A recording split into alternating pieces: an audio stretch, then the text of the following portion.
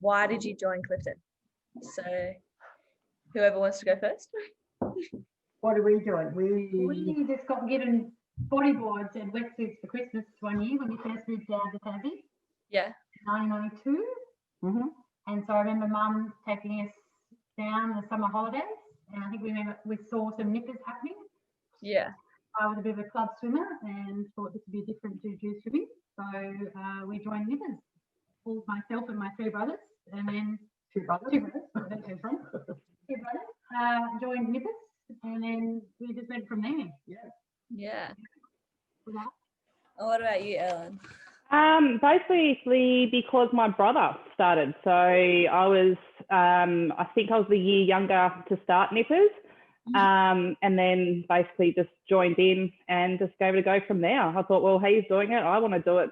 I was at that age where you just follow your older brother. So yeah. Yeah. And so, Carly, you got your bronze in 1996, Dianne 1995, and Ellen, you were 2001. How was that process? All before I was born. you don't need to make us feel old. Yeah, sorry guys, but how was that whole process, and like who took you through it? I can't remember who took me through mine. I remember, I think because I had some friends of mine, so Bridget and Jane, and then got to do theirs before me because they were older. Mm-hmm. So I remember just being excited that it was my turn to have a go and do it, so I can join the trials. But I cannot for the life of me remember who took me through it, unfortunately. I don't remember being very difficult. I remember being like a camp week. I don't know if it was a camp weekend, but I think it was like a full weekend down the club. Yeah. It was fun, from morning to afternoon. It was just, I think it might have been a bit of a pool session on the morning on the Saturday or something, and then you go and do the beach all day Sunday. I remember just being fun. Just right, playing in the water, practicing, being silly, but then also understanding the importance of it. Yeah. Which is pretty cool. Yeah. A lot of people have said, it was so cold when I did mine. I remember being cold. I think we're taking so water about it, I think, but I don't think everything basically was cold and windy and wet down at Clifton when I was there. So it's normal, wasn't it? Always. No, I vaguely remember Stu McKinley, I think. But I'm not sure if he was one of the ones that was running me through it or was just one of the helpers of training it. Yeah. But I can't recall who was there. I think he did my IRB. Simon McKay did my IRB. Tom McKay.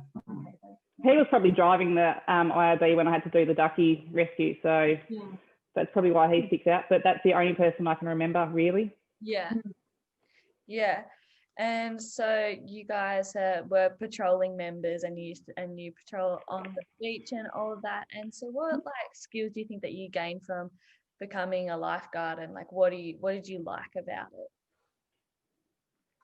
The social aspect as well, as knowing the fact that if someone was in trouble, basically you can just jump in and try to save their life if need be. So not that it ever really got gnarly down there, but I definitely think the social aspect, it was I think that was what drew us down all the time, especially on those cold days. You would huddle together and get through it and go, oh, it's freezing cold, freeze your fingers off. But we'd still get in the water every day, every time we were patrolling, and have a muck around on the boat or in the back or something, and push each other.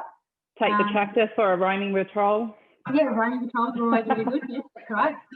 Send someone up in the boat, and then on the trailer. Tractor on the trailer. The best thing they ever did was build that tower. Yeah. I've sat in that tower for probably too many hours. Yeah. Made things easier sitting in the tower, I think, than sitting on the trailer. Definitely. So a lot of people have said how basically it's just a really big sense of community that the club has provided for everyone, and the resilience that you gain and the perseverance from the competitions especially. So Carly, I've got a big list of your achievements right here. Open women's surf race winner 97, under 18s Iron Woman winner, 97. Best under 16 in comp, best under 19 in comp. Oh, what I like. So how Good old days. how's that Sorry. competition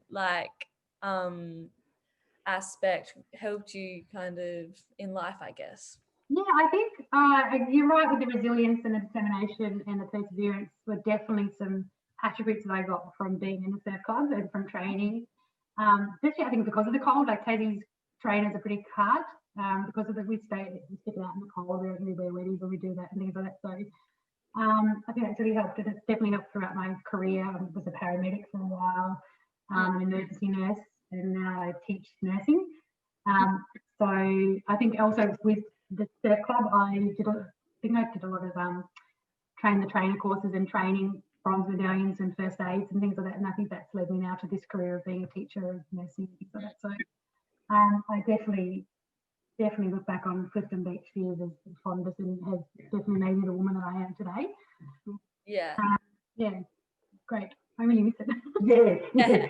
What Talking about it. You want to get involved. When I got asked to do this, I was like, I actually miss those days. Yeah.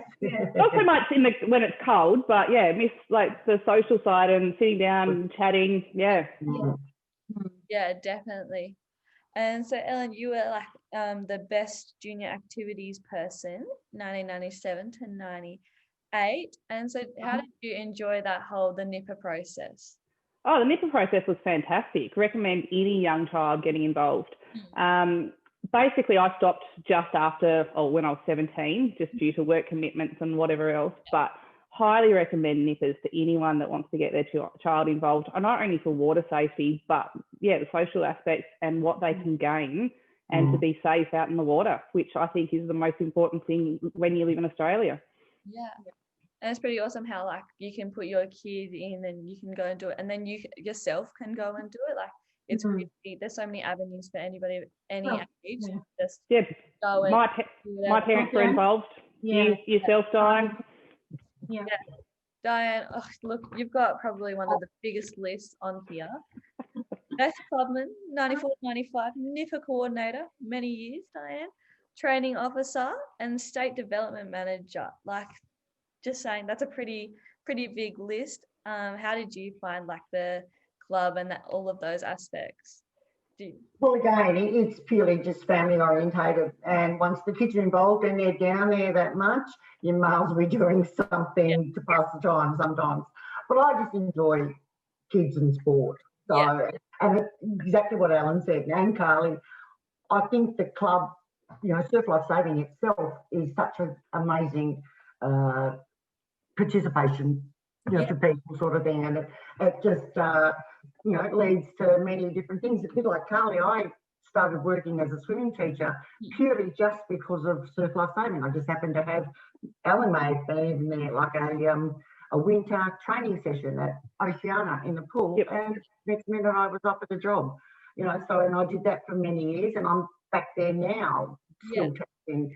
So it's just a great environment. I just think as I said, summer, cold, winter, rain, it's something you can do. It's nice to be involved in something that healthy and that community based. Yeah, definitely. And I also think it's something that I will put on my resume and be like, and it's really good for everybody. And I think it's really given me a chance to be like, oh, this is what I want to do in the future. Like I want to do something like that. I think it just opens so many avenues for people. And I think that's one of the best bits about it. Like it's not solely something that it's not solely like giving back to the community. It gives you so many options. And I think that's really cool. Yeah. So what would you advice that you would give to anybody considering doing their bronze? Do it. We spoke about this morning, and I just said train. Train. Get the miles under your belt to just do it. Just consistently slog and just make it easier. Mine was hard. I had to do mine with my eldest son, Jane, Bridge, and so I did mine with some young people. And it was, I think I held my own, but it was tough. I haven't since done it apart from proficiencies, obviously, over the years. But no, it's tough. Yeah, that's been the general consensus today. I've asked that question. Everyone's been like, just do it. Like, you got nothing to lose. Just get out there and get it done. Which One of is, the best skills you can have in life, basically. yeah. It is, yeah. I've actually considered going back and getting mine, just with like having the younger kids in the family and stuff these days. I mean, not as if they don't know what they're doing. My brother doesn't know what he's doing himself, but just to have that updated experience, I suppose. Yeah. Yeah, definitely. Everybody come be satisfied. It purely is just a safety mechanism. I mean, if somebody's got, I mean, we all encourage to have your CPR and all those things, and life-saving and bullside safety and all that sort of stuff. But it's general knowledge of being in the water anywhere. Yep. So it's a brilliant thing to have. Yeah. Yeah. Yeah. And I was just thinking about how it provides like a community all over Australia. Like, I've been to surf clubs in Victoria and been like, hey, can I come and borrow a board? And it's so lovely. And I think it's pretty awesome how we all get involved in this. And so do you think it was really, obviously, Carly, having your mum as one of the big figures, do you think that was a really inspiring part to see that a woman just taking charge, being in charge of everything? Because I think that's really cool. I think it's a good point, because she did well for it. There was not many women in those roles in the surf club back then. So, and then to do a state representative, and then also to do with Kingston Beach, you helped get that up and running. I think that's pretty good for Dianne Harrison to have done that as a woman. So I think I must take some of that from her with my career and the way that I look after my family and things, and the way that I run and see myself as quite a strong woman. I definitely take after my mum with that. I think definitely a good role model at that stage. Yeah. I don't think a lot of the nippers would probably think the same now. Well, both Carly and Di and Bridge were the three main females that were there when I was going through surf Clifton Beach, and they were just the role models to look up to. Like Carly with her in the competitive side of things, Di with the training. I remember Di lots of days standing on the beach side yelling at us as training as nippers, that's the main thing that sticks out in my mind, but it wouldn't have it any other way, Di. Oh, thank you. It was encouragement. It wasn't a negative side. It was just the encouragement side. So it was fantastic. I'm still known for that now. It's coaching a squad and coaching some kids. I'm still quite known for that. We call it encouragement. It was encouragement. It was fantastic. It's what you needed to push through and get through those training days, especially when it was cold, and like being a 7-year-old standing on the beach. And it's like, I don't want to get out there, but you did it. So it was fantastic. Well done, thank you. Yeah. And I'm sure between the three of you, you've got some pretty funny stories. Yeah, I've got some expectations. Well, I actually couldn't really think of that many, to be honest with you. Like, I mean, it's a few years ago for me. Yeah. But one thing that really does stick out in my mind is watching my brother one day rescue 2 people. In like, can't remember in the space of the time frame, but he actually did that. And I think that was the main thing that sticks out in my mind, is my brother stepping up and doing that. I know this is about females, but being a younger sister and watching your brother do that, it was actually a good feeling. Yeah. I think the boys probably had more of the fun, like Luke and Power and I think the boys have all the stories. I don't think there's many from the girls. Oh, probably none that I probably know. And Jane and you guys and Carly, I just don't know. Yeah.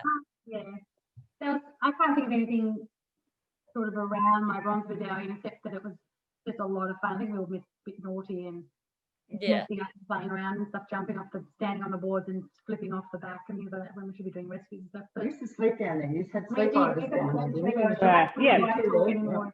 Oh, okay, we won't talk about the sleepovers. No, it was just everyone getting on. It was just never any argy-bargy with anyone. Everyone was getting on there and mates. Different walks of life. Pretty much.